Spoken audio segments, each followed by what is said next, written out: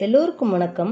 3ஆம் பாகத்தின் 48வது அத்தியாயம் நார்ச்சந்தி நடனம். கடந்த பதிவில் வாதாபியின் நார்ச்சந்தியில் பல்லவ நாட்டிலிருந்து கொண்டு வரப்பட்ட ஆண்களும் பெண்களும் கைகள் கட்டப்பட்ட நிலையில் சாட்டையடி வாங்குவதை பார்த்த சிவகாமி அந்த வீரர் தலைவனிடம் பேசியதை பார்த்தோம். இப்போ 48வது அத்தியாயத்தை வாசிக்கலாம்.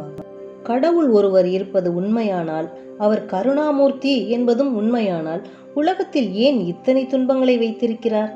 மனித வர்க்கம் ஏன் இத்தனை கஷ்டங்களுக்கு ஆளாக வேண்டியிருக்கிறது? இந்த கேள்விகள் ஆதி காலம் தொட்டு கேட்கப்பட்டு வருகின்றன. உள்ளத்தில் உண்மை ஒளி கொண்ட மகான்கள் மேற்படி கேள்விகளுக்கு விடையையும் சொல்லி வந்திருக்கிறார்கள். மனிதர்கள் துன்பம் என்று நினைப்பது உண்மையில் துன்பம் அல்ல. சூரியனை மேகம் மூடுவது போல் நமது அறிவை மூடியிருக்கும் மாயை காரணமாக சில விஷயங்களை துன்பம் என்று நாம் கருதுகிறோம். உண்மையில் துன்பமும் ஒருவித இன்பமே ஆகும். அன்பு வடிவாகி நிற்பள், துன்பமெல்லாம் அவள் இழைப்பள், ஆக்க நீக்கம் யாவும் அவள் செய்கை, அவள் ஆனந்தத்தின் எல்லையற்ற பொய்கை என்று பராசக்தியை குறித்து இந்த காலத்து மகாகவியான ஸ்ரீ சுப்பிரமணிய பாரதியார் பாடியிருக்கிறார். ஆனால் அன்பு வடிவமான ஜெகன்மாதா, ஆனந்தத்தின் எல்லையற்ற பொய்கையான அன்னை பராசக்தி ஏன் தன் மக்களுக்கு துன்பம் இழைக்கிறாள்? ஏன் கஷ்டங்களை அளிக்கிறாள்? துன்பம் என்றும் கஷ்டம் என்றும் நாம் எண்ணிக்கொள்கிறோமே தவிர உண்மையில் அவை துன்பங்களும் அல்ல, கஷ்டங்களும் அல்ல. அறிவு தெளிவோடு பார்த்தால் நாம் துன்பம் என்று நினைத்ததும் இன்பம்தான், கஷ்டம் என்று கருதியதும் சுகம்தான். இந்த தத்துவத்தை நம்புவது அவ்வளவு சுலபமான காரியமல்ல. துன்பத்திலே இன்பமாவது, கஷ்டத்திலே சுகமாவது என்ற அவநம்பிக்கை உண்டாகத்தான் செய்யும். ஆயினும் நமது வாழ்க்கை அனுபவத்திலேயே சில விஷயங்களை ஆலோசித்து பார்த்தால் மேற்படி தத்துவத்தில் உண்மை உண்டு என்று அறியலாம். சோகரசமுள்ள கதைகள், காவியங்களை படிக்கிறோம், சோகமயமான நாடகங்களை பார்க்கிறோம், சோகத்தை ஊட்டும் கீதங்களை பாடுகிறோம், கேட்கிறோம். இப்படியெல்லாம் துன்பத்தை நாமத்தானே தேடி அனுபவிக்கிறோம். எதற்காக? அந்த துன்பங்களிலே எல்லாம் உள்ளுக்குள்ளே இன்பம் பொதிந்திருப்பதனாலேதான்.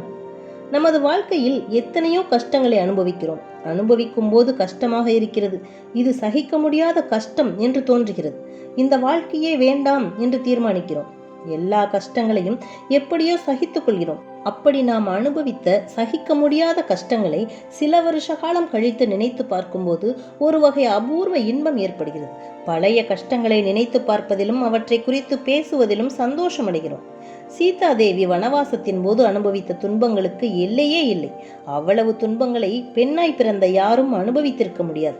ஆயினும் அயோத்தி அரண்மனையில் ஸ்ரீ ராமபிரானுடைய பட்ட மகிழ்ச்சியாக சீதை வாழ்ந்த காலத்திலும், அதிலும் கர்ப்பம் தரித்திருந்த சமயத்தில், உனக்கு எதிலாவது ஆசையுண்டா என்று ராமன் கேட்டபோது சீதை என்ன சொன்னாள்? மறுபடியும் காட்டுக்கு போய் அங்கே நான் கஷ்டப்பட்ட இடங்களை எல்லாம் பார்க்க வேண்டும் என்று ஆசையாயிருக்கிறது என்றார். துன்பம் என்பது உண்மையில் துன்பம் அல்லது அவ்விதம் நினைக்கச் செய்வது மாயையின் காரியம். துன்பத்திற்குள்ளேயும் இன்பம்தான் இருக்கிறது என்று சொல்லும் வேதாந்த உண்மையை மேற்படி சீதையின் கோரிக்கை நன்கு நிரூபிக்கிறதல்லவா? சிவகாமியை நார்ச்சந்தியில் நெருக்கடியான தருணத்தில் நிறுத்திவிட்டு மேற்கண்டவாறு நாம் வேதாந்தம் பேசிக் கொண்டிருப்பது பற்றி வாசகர்களின் மன்னிப்பை கோருகிறோம். மேலே சிவகாமியின் காரியத்தை நாம் அறிந்து கொள்வதற்கு மேற்கொண்டு பூர்வ பீடிகை அவசியமாகிறது. தமிழகத்து ஸ்திரீ புருஷர்களை சாட்டையடி துன்பத்திலிருந்து பாதுகாப்பதற்காக தளபதி விருப்பாக்ஷன் அவளை நார்ச்சந்தியில் நடனமாடச் சொன்னான். அவ்விதம் செய்வது தெய்வீகமான பரதநாட்டிய கலையையே அவமதிப்பதாகும் என்று எண்ணி முதலில் சிவகாமி முடியாது என்றாள். ஆனால் விருப்பாக்ஷனின் குரூர கட்டளையின் பேரில் சுளீர் என்ற சாட்டையடி சத்தம் கேட்டதும் சிவகாமியின் மன உறுதி பறந்து போய்விட்டது.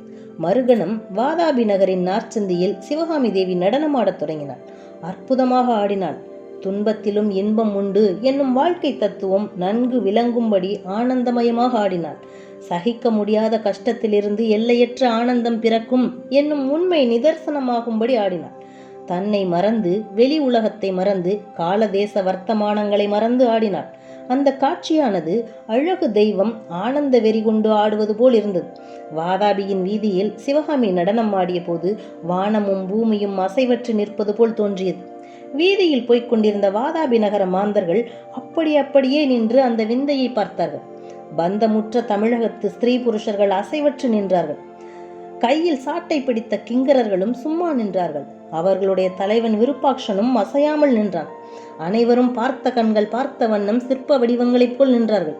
காலம் போவதே தெரியாமல் மெய்மறந்து உலகத்தை மறந்து நின்றார்கள். சூரியன் மலைவாயிலில் விழுந்தது. கோட்டை கதவுகள் சாத்துவதற்குரிய அஸ்தமன பேரிகை முழக்கம் கேட்டது. சிவகாமியின் நடன பரவசத்துக்கு அதனால் பங்கம் ஏற்பட்டது. ஆட்டம் ஆடுவதை நிறுத்தி சிவகாமி நின்றாள். அத்தனை நேரமும் ஏதோ ஒரு அதிசய ஆனந்த உலகில் சஞ்சரித்துக் கொண்டிருந்தவள் திடீரென்று பூ உலகத்துக்கு வந்தவளாய் சுற்றுமுற்றும் பார்த்தாள். அவள் உள்ளத்தில் சகிக்க முடியாத வெட்கத்துக்கும் துன்பத்துக்கும் மத்தியில் இன்பமும் பெருமையும் உதித்தன. கட்டுப்பட்டு நின்ற பல்லவ நாட்டு ஸ்திரீ புருஷர்களை சிவகாமி நோக்கினாள். அவர்களுடைய கண்களிலே ததும்பிய நன்றியறிதலை கவனித்தாள். யாருடனும் ஒரு வார்த்தையும் பேசாமல் பல்லக்கில் போய் ஏறிக்கொண்டாள். பல்லக்கு மாளிகையை அடைந்தது.